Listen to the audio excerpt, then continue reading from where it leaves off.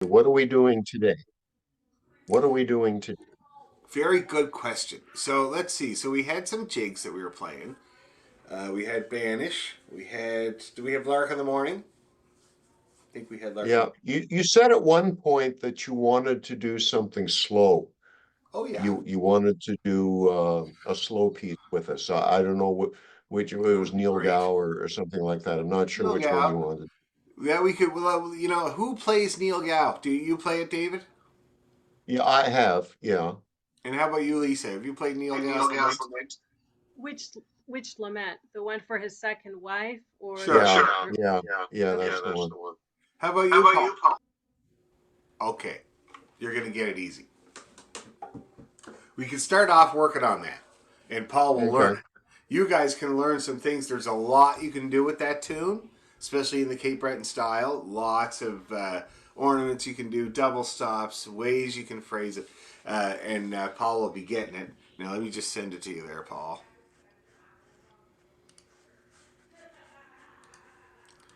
Neil Gow's Lament for the Death of His Second Wife. Oh, I may have to go upstairs and get it. Oh, Paul, I'll send it to you too there. No, it's okay. It's Okay. okay. I can do a quick run. Yep. There we go. Okay, so I just sent it off to you there, Paul. Oh no, here it is. Here it is. I got it. Excellent. I got I it. got it. I've got the one from the Christine Martin book. Is that probably the same thing? Christine Martin Christine book. Martin book. Scottish. It's key Which- D which- major. Yeah, Yeah, it is it is indeed. indeed. Okay. Yeah. Yeah. I'll It's play the it same before thing. we start. You can kind of reference and make sure I'm not doing anything that's really weird. Okay, thank you. Okay, why Okay, why are we getting echoes It's here? just when Lisa turns on her microphone, for some reason there's an echo. So most of the time she's muted. Now, let me see. This tune, okay, so there's a story behind it. It's a great story. There's actually a couple of stories, and it depends on what you want to believe. And so there's two stories that I've always heard, which is the first one being that his second wife, like he only had one wife. He didn't have a second wife. And so everybody was like, who, what's with the second wife? Well, the second wife was in the first story, it was his fiddle, and somebody left it on a seat and sat on it, and that was the death of his second wife. And it's a great story, and lots of people believe that. The other story, which is kind of more likely, is that he got told by his doctor that he had to quit drinking whiskey or he was going to die. And he did. He relented, and that was the whiskey was his second wife. So giving up the whiskey was the death of his second wife. That sounds way more likely to me. I've heard people tell me they've had these conversations with their doctor about one thing or another. And what gets me about this tune is that it really sounds like a conversation between a guy and his doctor, especially in the second part, because you have that same repeated phrase and the response to it.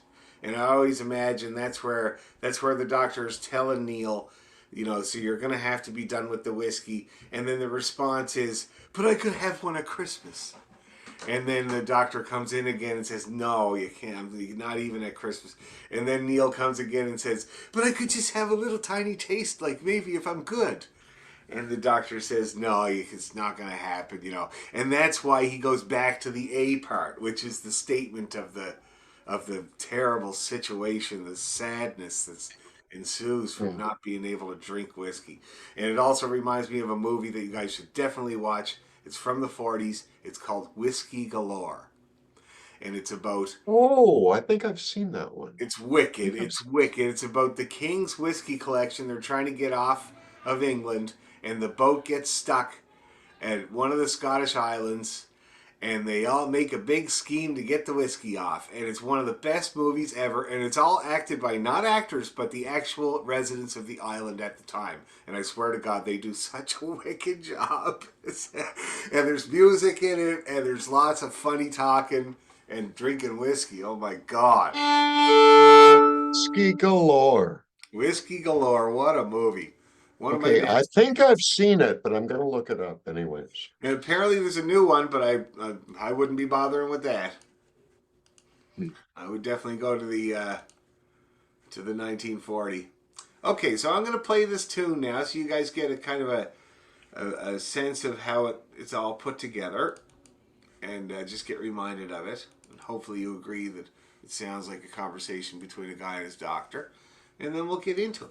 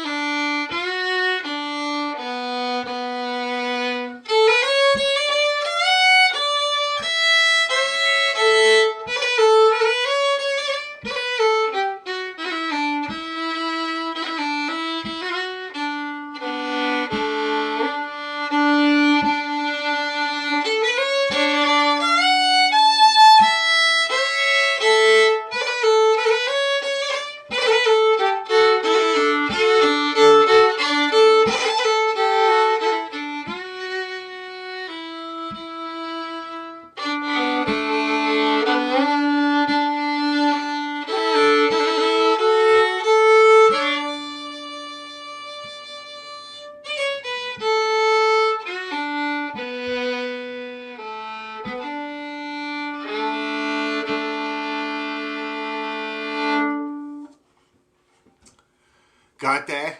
Yes. Are Mhm. you playing that entirely in first position? Because for some reason in my copy, in the second measure on the G and the D, they have it noted that she's playing it with a second finger. So it seems like they're doing a shift there for some reason, and I don't know why. Yeah. Yeah. But you So just say that's reversed. I I do, but do, but I I understand what you're understand what you're talking talking about. When you about. say, is that in the second measure, or which measure did you say it was?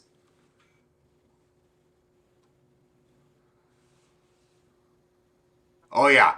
Well, let me show you what I do there. Actually, that's a good point. This is my father's trick, and it was to get a. First of all, my father, like if he was playing a slow air, he would never play an open string if he could help it. He would always play not fourth finger, but third position, second finger on the string below. And I think, I didn't know, he never said why, but I always thought it was, he had a wide vibrato. He was a guy that used to really like to shake the hand when he was doing the vibrato. So when you play your fourth finger, you can't do a whole lot of vibrato. It's very limited what you can do. So instead, you go up to third position, use your second finger. Now you can really rock that whole hand. See that? And not only that, you get this nice sound.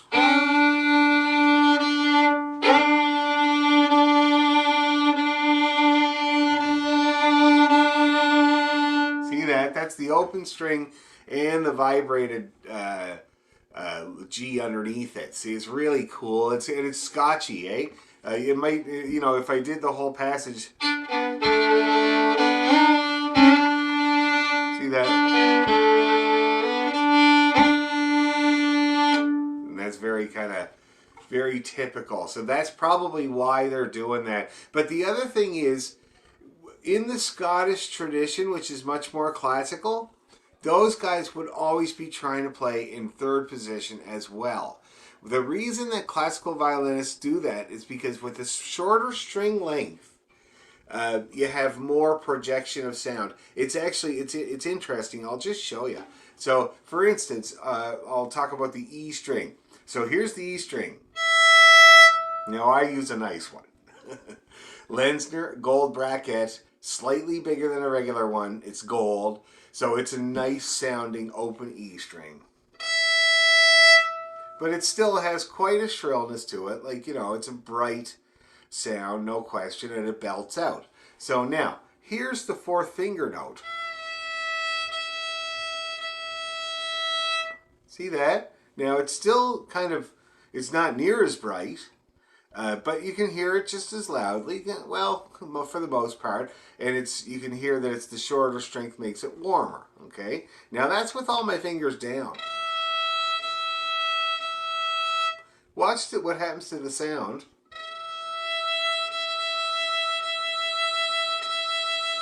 See that? It changes the quality of the sound when you've let go of the stuff behind the string. It's very particular to when you go up to third position. And it's really interesting. I'm not quite sure why that is, but it's got that, it makes it have that third quality to the sound. So you have open string, you have fourth finger, and then you have third position, second finger. 3 different ways to get the note, 3 different sounds. Oh, Does that make I'm gonna sense? try that. Yeah, It's I'm gonna try nice. that. So nice. This is my dad's trick. He always did it.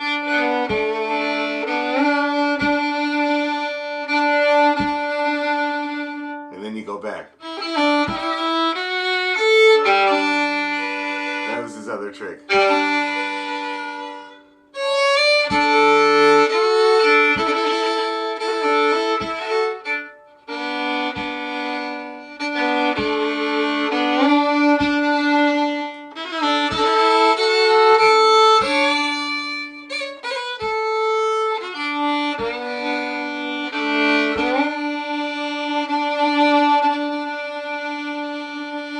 Anyway, that's probably why they have it. That's exactly how she has it noted. And you shifted back exactly where she has it noted. So I think that a fiddler did this because it also has bow markings. I don't know if you can see. Oh, you've got Boeing marked on yours. Yeah. Thank you, Dan, for answering my question. I appreciate it. No problem. And I see that bowing that's marked in there. There's lots of big slurs with lots of notes in it. And it would be a way, like I can picture, like, say, Alistair Fraser playing it that way. And I think he does, actually. So, for instance, when he does this part, right?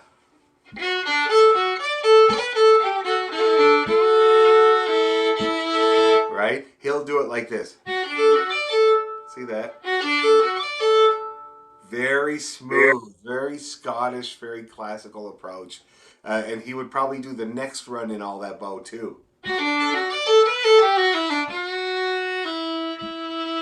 See that? Yeah. Whereas a Cape Breton would kind of go.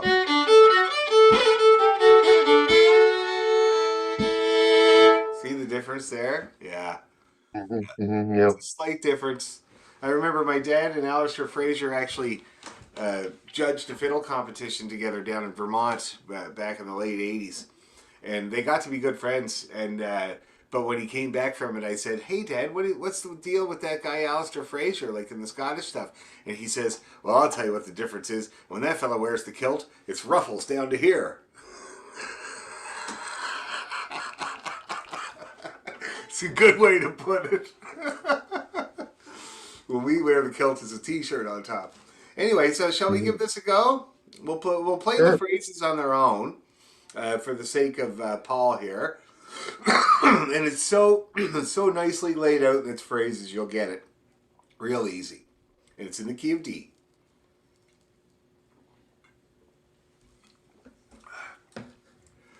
This is one of those tunes that's such a good example of the key that it's in. It kind of uses almost all the notes in that you can get on the fiddle in that key. Okay, so the first phrase.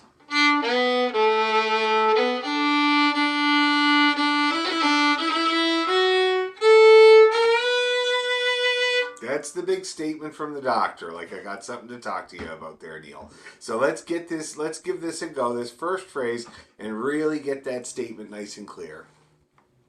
And I always slur my pickup notes. Anyway, just going to mute everybody for it. There we go. Okay. 1, 2, 3, 1, 2.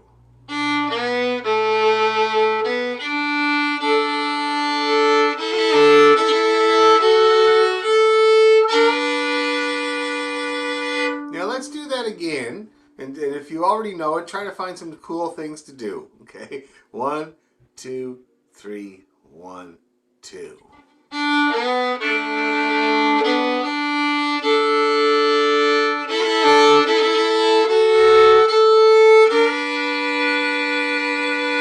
Okay, one more time to be sure. Ready, 2, 3.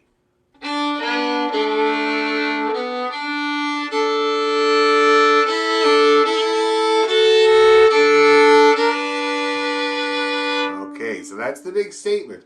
And then we got this response to it.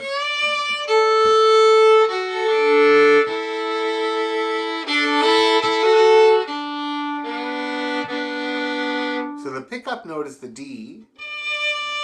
And it's an understated D. And then I play a little double stop there. And I like to keep that going through that bar. See that? And then let's give that a try. Second phrase with the pickup. Ready, 2, 3, go, 2.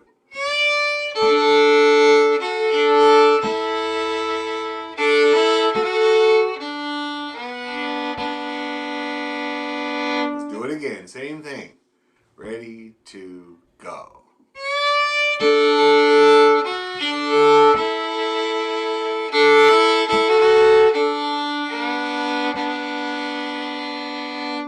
I better do this one more time because it comes up a lot. One more time. Ready, 2, go.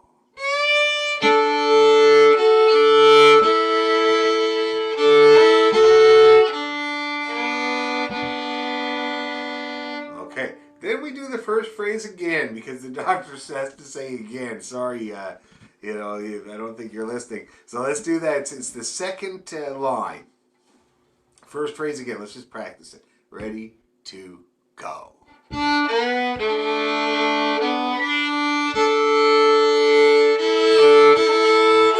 it's a high D.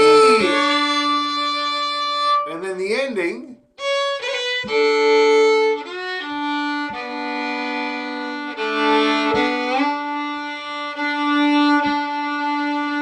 And that's where we're going to try this move for those that want to try it.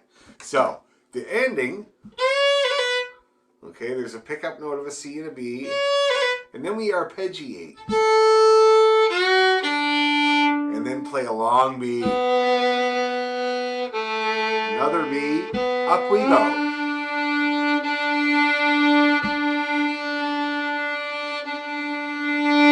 Okay, let's try that again.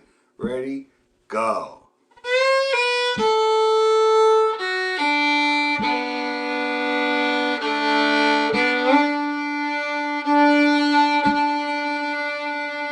One more time, same thing. Ready, go.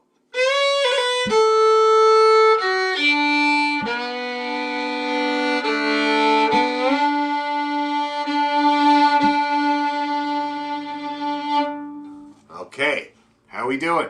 Put all that together? Yeah, you think so, Paul? Okay, let's do it. Let's give it a try from the top.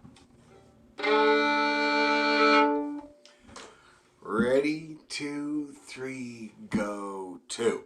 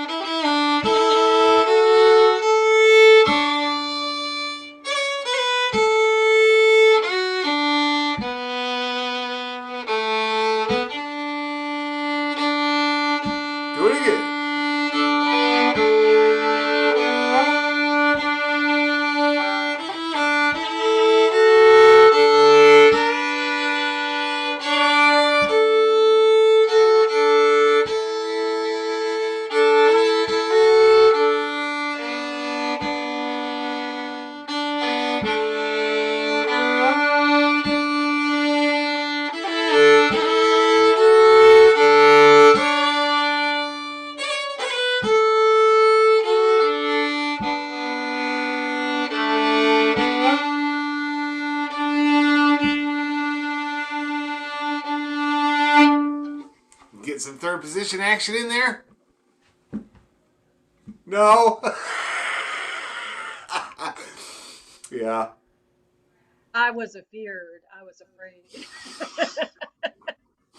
Oh, the other thing I should mention though, 'cause, like if you did want to get some work, like if you want to get some experience going up to third position, there's a couple of really short, direct ways to work on it.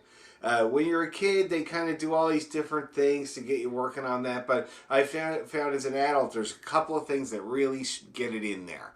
Now, I should talk about third position, being that the first thing you do when you go to third position is play D major in 2 octaves. Okay, I don't know if I've talked about that before, but because all the other scales you don't have to shift.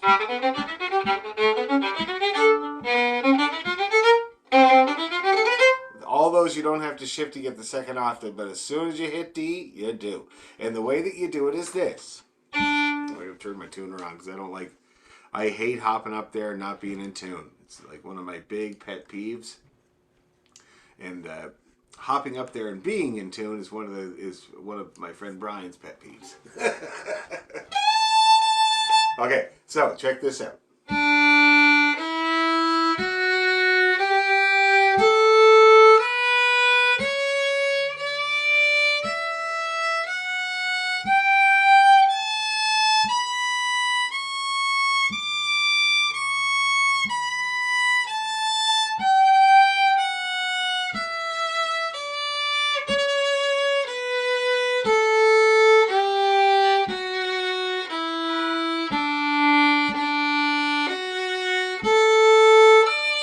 Ah, see?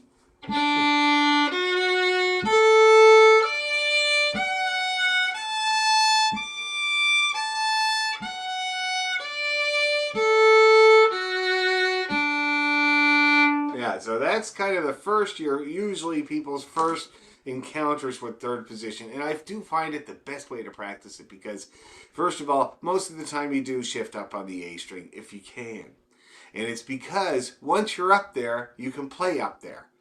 Just like what I just showed you there. So when you get up for the high D and you're up in third position, now you can play between the A and the E, so, you know, kind of like normal. See what I mean? And it's very much more comfortable than trying to reach up way up there. So you shift on the A string. That's the first thing to get used to. The second thing to get used to is that the spaces are smaller between the notes, much smaller in third position than regular position. Just like on a mandolin, the frets get closer together as you go up the neck, so do the spaces on the fiddle. So, for instance, when I'm playing my high D,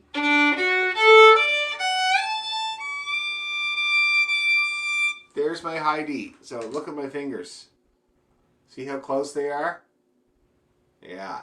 And the high D is really, I gotta almost like, you know, get that third finger out of the way to get it into. It's really tight to the third finger. So anyway, so that's where it is. Oh, the other thing, anybody play a Shogun Farewell? Yeah? Okay. So that's the other high D. That's the other big challenge high D at the end, right? Jay Unger goes all the way up there. So, no.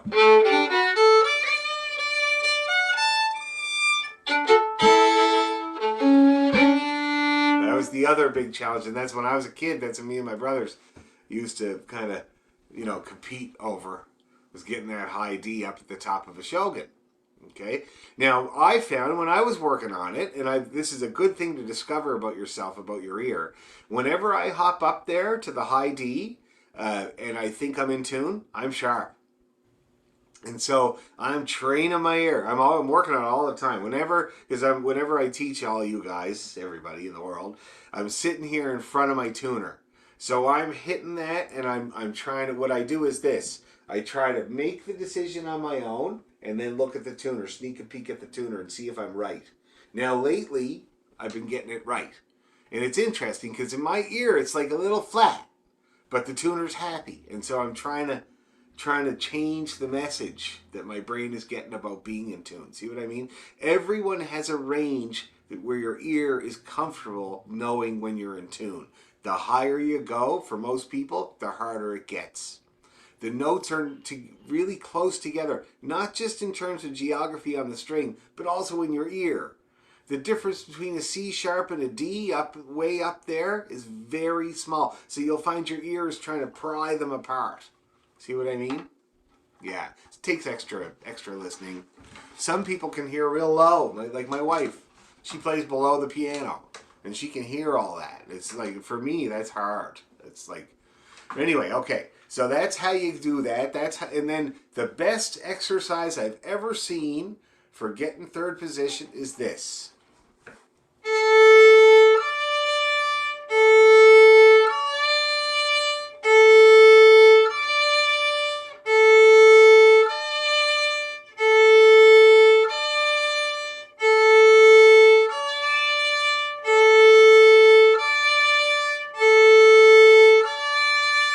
And all I'm doing there is playing the open string and playing the regular third finger, which is going to be in tune, and then hopping up there and trying to make it sound the same with the first finger.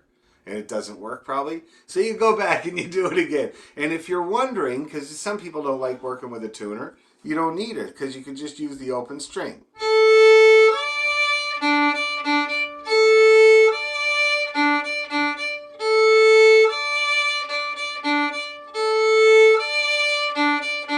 And once you start getting some success, put the pressure on. Do it in one bow.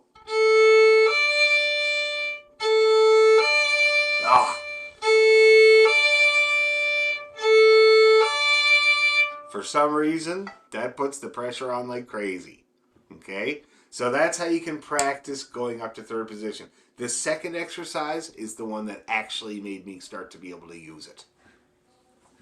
Anyway, let's try this first part a few more times now that I've bent your brains with shifting. This bluegrass concert last night, there was a lot of shifting going on the fiddle, I'll tell you that. Okay. A part, let's do it twice. Ready, 2, 3, go, 2.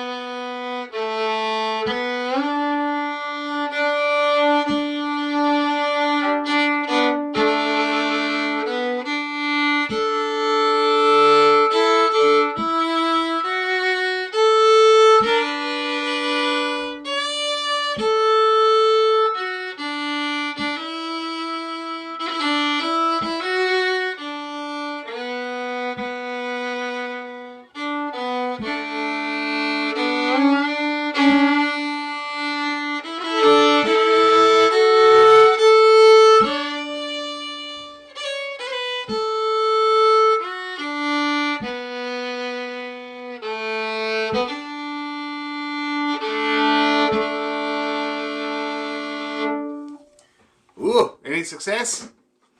With the nosebleed section, or as my friend Kim used to call it, the dusty end of the fingerboard.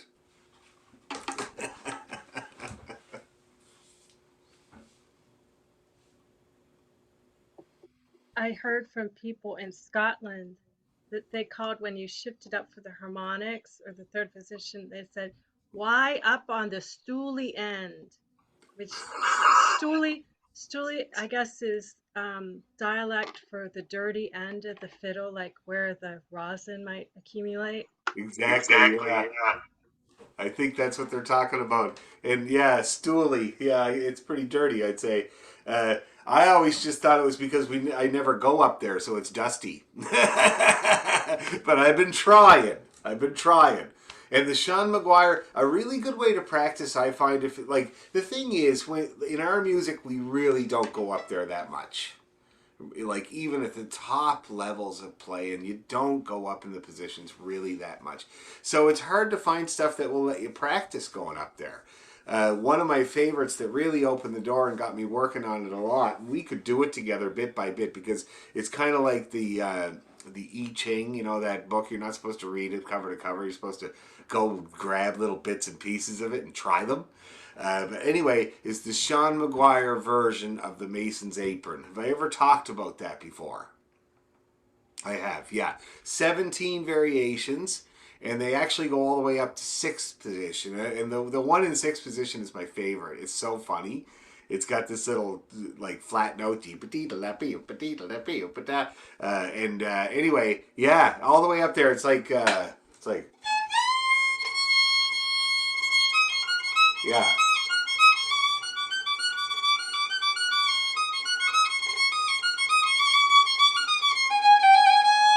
And again, you're on 2 strings up there. See that? You have to be.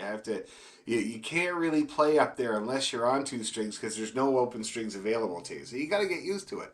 And then...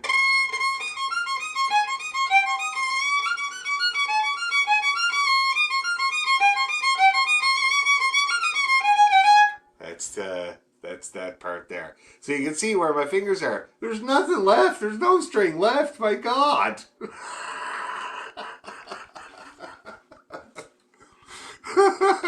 We'll work on it. It's fun. Mason's Apron variations are so much fun. The hardest thing about them is keeping them straight because they're very similar. Now, second part of this tune here is what the part that I love the most. So these are the arguments. This is where Neil comes back and says that maybe I could have some at Christmas.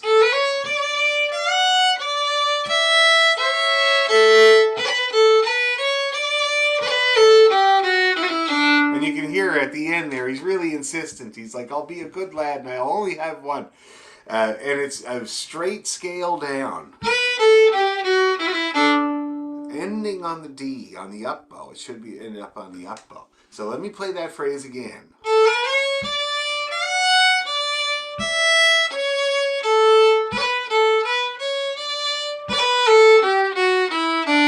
Right to the bottom. Let's give that a try.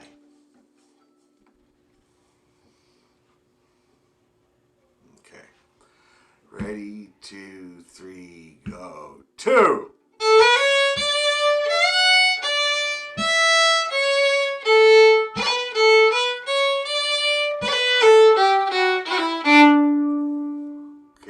It's quite a frantic kind of dash to the bottom. Okay, and because after that it's going to be the great big long 1, which is the doctor's response. Let's do it one more time. Ready, 2, 3, go. 2.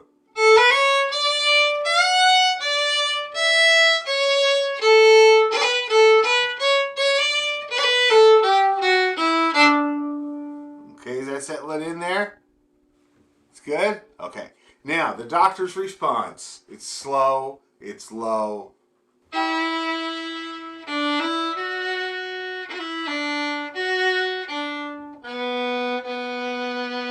No, sorry, Neil. You can't even have one at Christmas.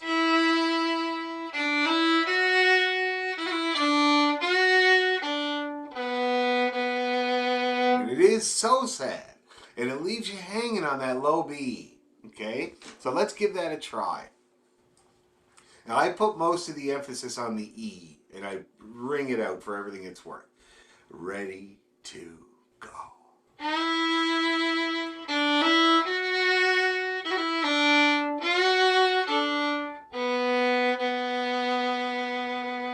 Do it again. Do it again. Ready, go.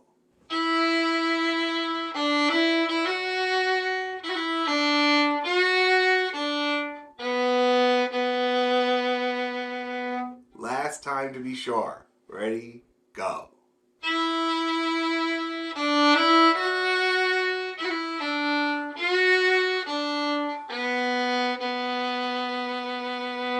Okay, everybody doing that? Feeling that? Now, the next part is, again, Neil's attempt to say, well, but it's not going to be the worst thing ever, right? So let's just practice it. It's the same as the first phrase, but let's just give it a practice. Ready, 2.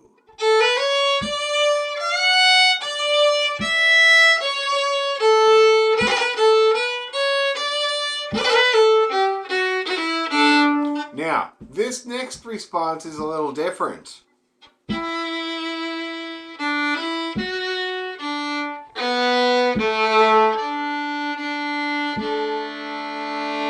I call it the three big D's because that's how it ends up. Whereas the first response leaves you hanging on the low B, this one gives you the three big D's.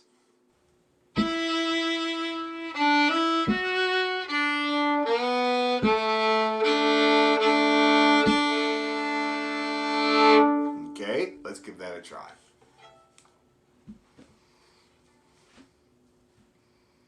Ready to go.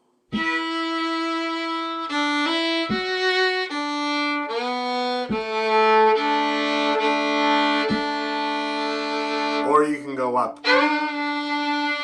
That's the perfect place to go up there for sure. Okay, let's do it again. Ready to go.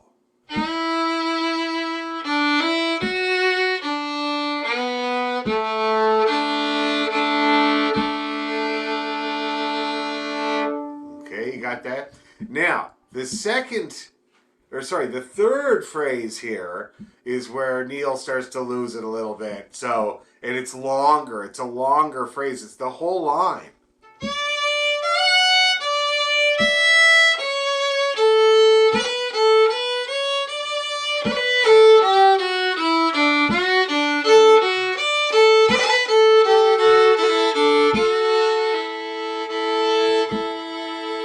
See that? That's a long phrase.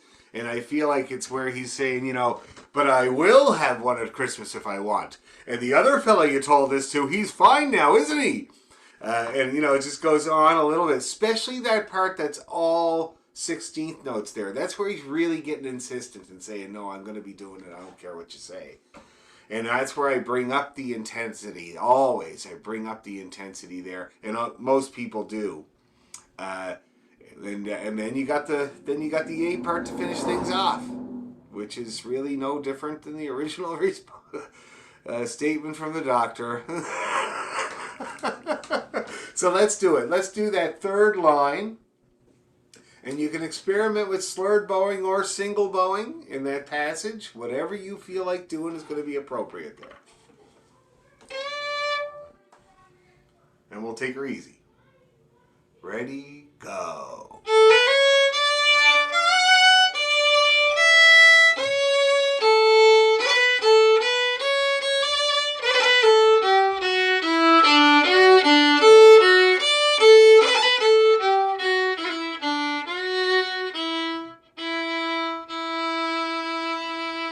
And that's when I get right quiet at the end. Also, I was going to say that rhythmically, a classic pitfall is that people think that there's a long note in there after the scale down to D, but there's no long note at all. It just barrels right on through. See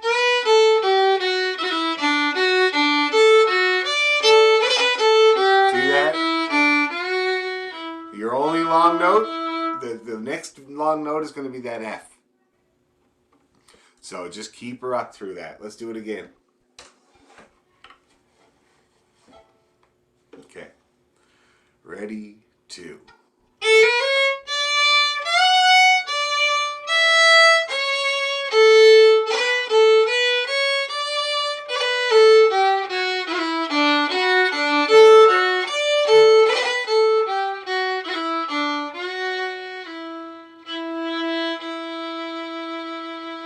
Let's do it again to be sure. Ready, two.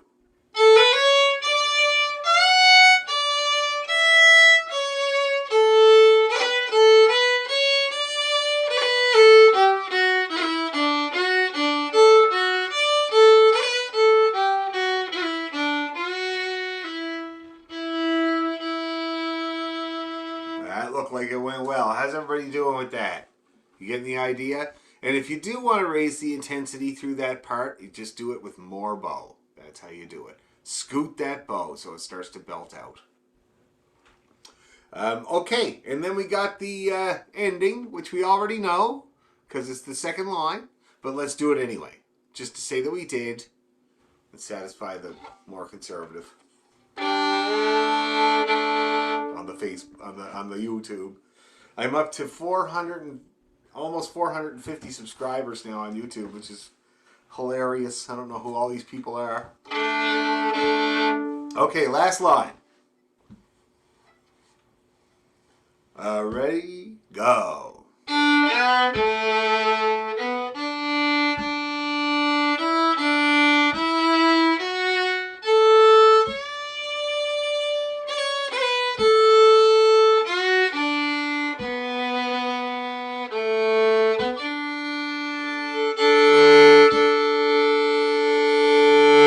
That's it. Now, on that D, you see that quarter note D in the middle of the line there? In your version there, Lisa, does it have a pause over it?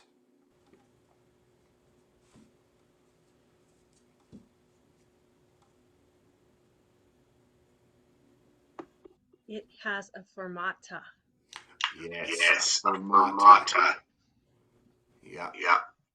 Nelly fermata. Okay.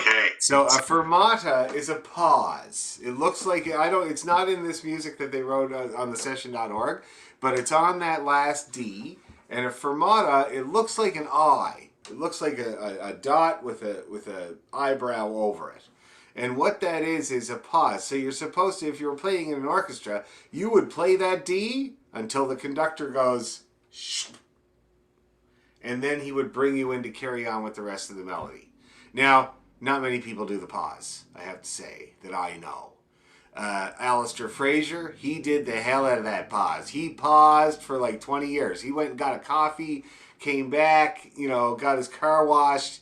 He was milking that pause. Whereas we used to do it slightly. We would just kind of introduce it. So.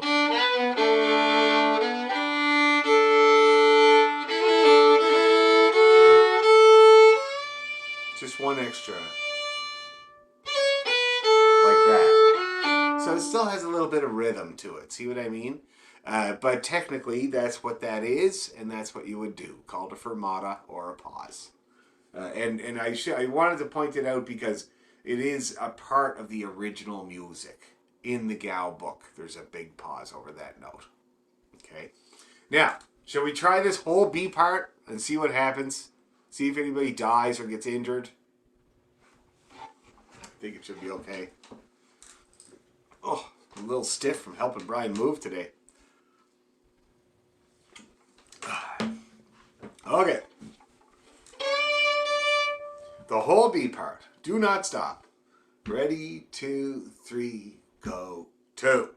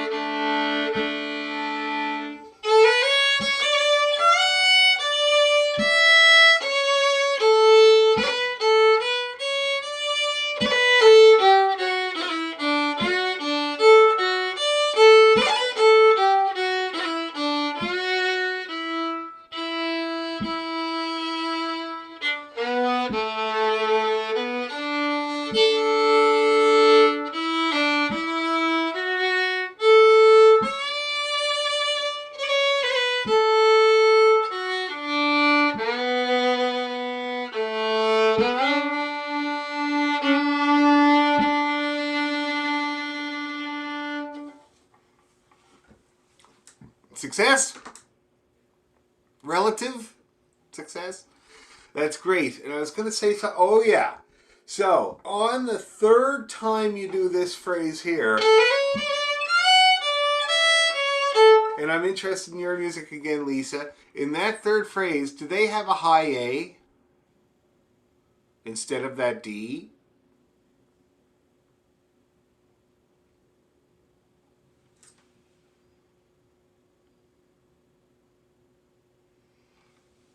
No.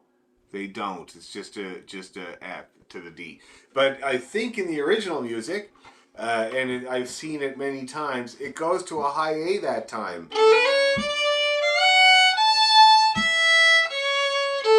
The third time. It's nice if you want to do it. I love doing it. I always do it. And I'm pretty sure it was in the original. So yeah, so that's an option too. The high A instead of that D. I'm always interested in who has that in their music. So I've only seen it in the music a few times. And it's not often done. Okay, let's give her a go again. Let's do it twice this time. And the second time around, more feeling. The whole thing, right from the top. This poor guy. Ready, 2, 3, 1, 2.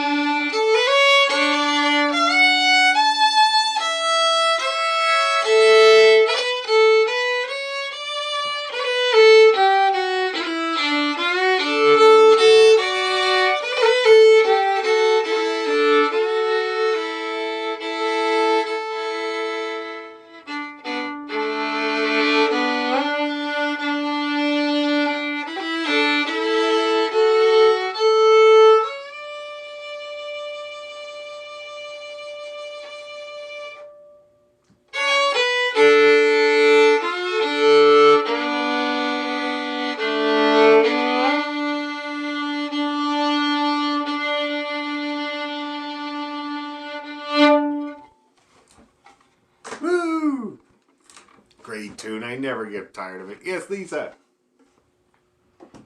What is that ornament that you're doing?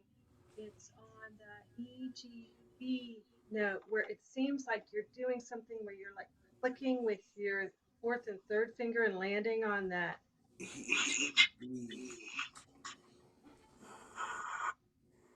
Stop me when Stop I me when do I it. do it.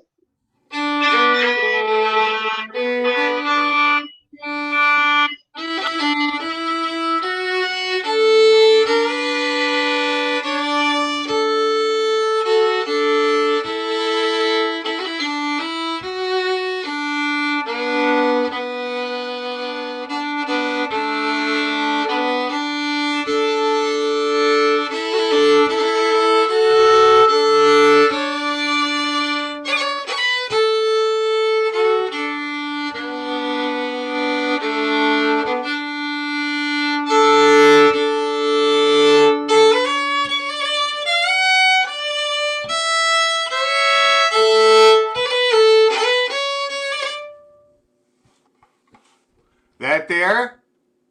Okay. So I do a thing, and it might be particular to me, but it's basically a roll, but I cram it in Scottish style. I fit all that gigantic roll into the tiny bag. See that? So.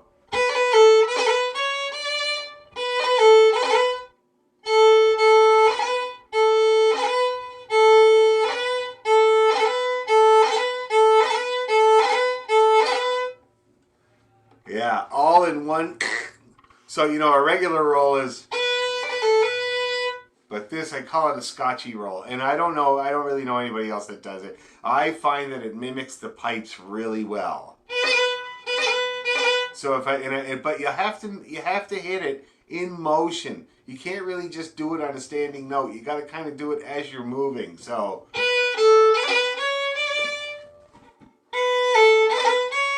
See that?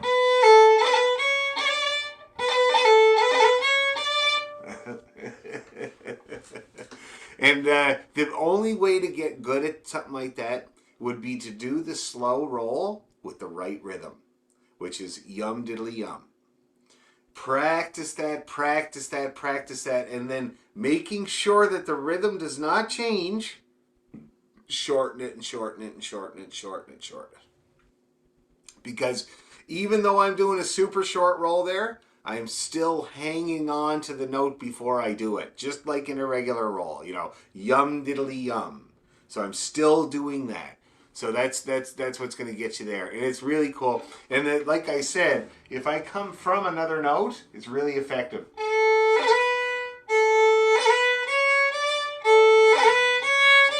See that? Because it's basically my fingers hitting and bouncing, and I'm adding the grace note at the top to it. It really pops. Are you increasing the bow speed or what's Oh, making yeah. it like I don't know what the right phrase out. It really honks out, like not in a bad way, but in a good way. So It's It's honky honky music. music. My black friends told me it's honky music, and that's why I put that down to the pipes. She'd be honk. Those things are honking. But anyway, so yes, I do increase my bow speed, and I forgot to mention that anything that I do with my left hand like that, I increase the bow speed before the finger work. If you increase the bow speed at the same time as the finger work, you won't hear any of it. Okay? You have to set that bow going, and then when you glance your fingers against the strings, it'll all pop out nice and be really chirpy and nice. But if your bow is if it does it at the same time, it kind of cancels it out. Okay? So and a really good way to work on that move is when you're sliding into notes. See that? So the bow is speeding up a little bit quicker than the finger, and you get that sound.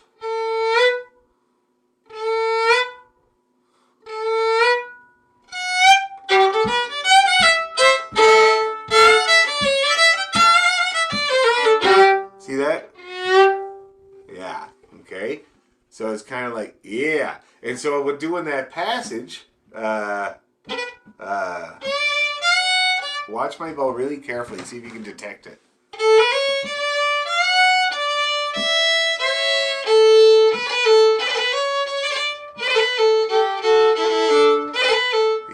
I'm scooting it. I'm doing this kind of.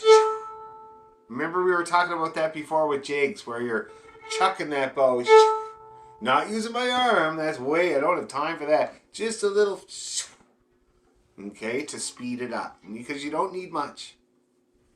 Just needs to be faster than you were before with the bow. Okay, let's do it again. Everybody's gonna get it. Oh, Paul, let me check in. This is a brand new tune for you. Tell me your thoughts and feelings and your anxieties and insecurities about Neil Gaslamich. No, I'm actually. This is like. I feel like it's more. It definitely feels more classical, more my jam. To be honest, I mean, it feels like a minuet in the second phrase of the speed part. Very minuet-y. You know, You're the right. run, right, and then how it ends, like how you pointed out, it keeps going with that. You know, the what is that? F Yeah. F-E-E. Yeah. Right? Yeah. It's very. You know, I almost want to play those with a little bit like more less legato. What's the term? Like more like Détaché. yeah, right, because it's like a little like I almost want to play it like that because it almost feels like it's like a kind like see how you who would do it with a minuet sometimes, and I noticed that too pattern like in mazurkas as well. So Absolutely. Now you should try to do that in one bow. You'll do it détaché at first, and then you'll learn to just vary your bow speed, just like we were talking about, so that it's not so obviously détaché. But like, if I'll just try to give you an example here.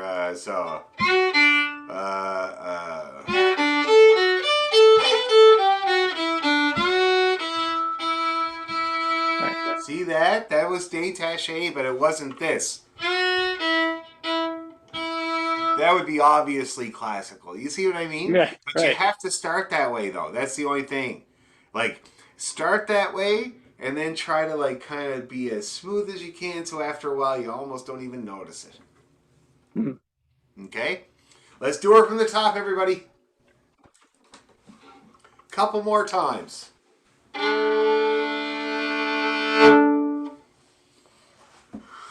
Okay. Ready? 2.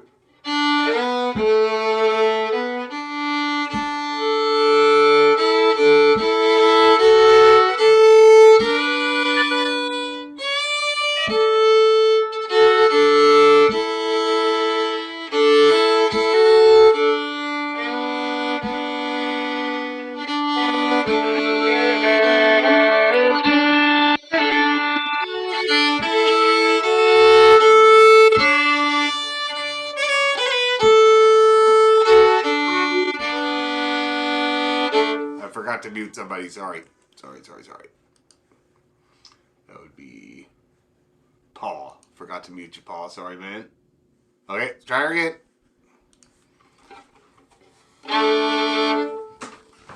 Ready, go.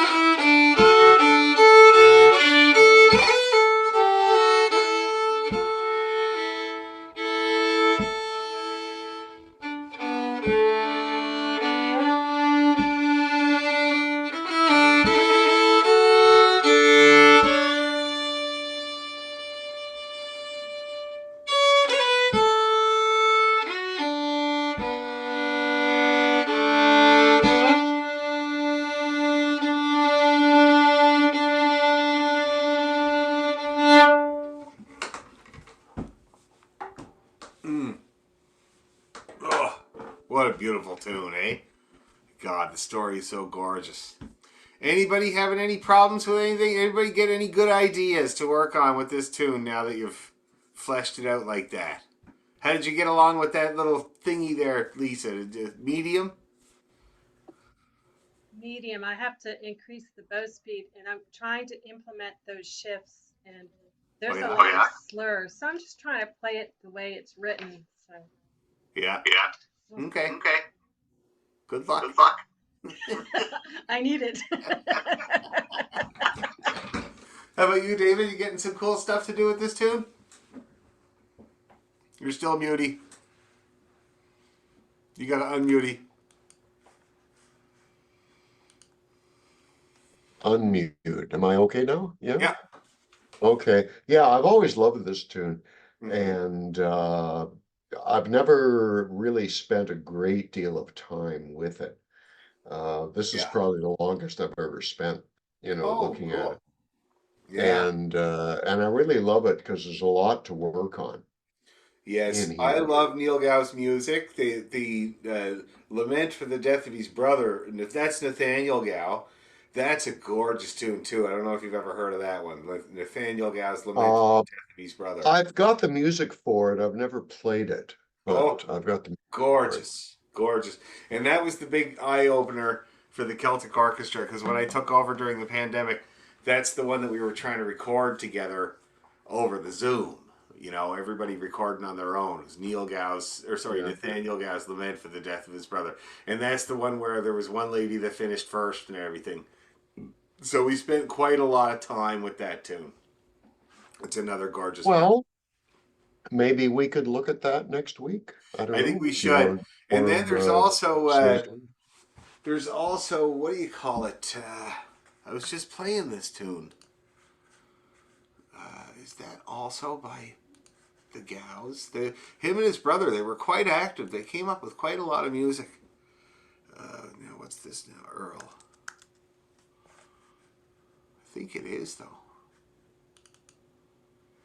Yeah, Earl of Dalhousie's Happy Return to Scotland. Have you guys ever heard of that tune? Oh, yeah, I've heard of it. I think it's maybe in the Scottish collection. Yep, Uh, probably. I in the think it Brown is. in the Brown book, Yeah. I think it's in the Brown book. Yeah, which I have here. I'm going to check now. Oh, Yeah, yeah, that's the one. Yeah. yeah, I love this book. This is the one, this book here. The next time you're looking at this book, take a good look at those guys' bows and how tight they are. They were up against a lot in those days, man. You can't really see it on the camera, but if you're looking, this photo looks like it's from like 1820 or something like that. And the bows are like that wide. They're so tight.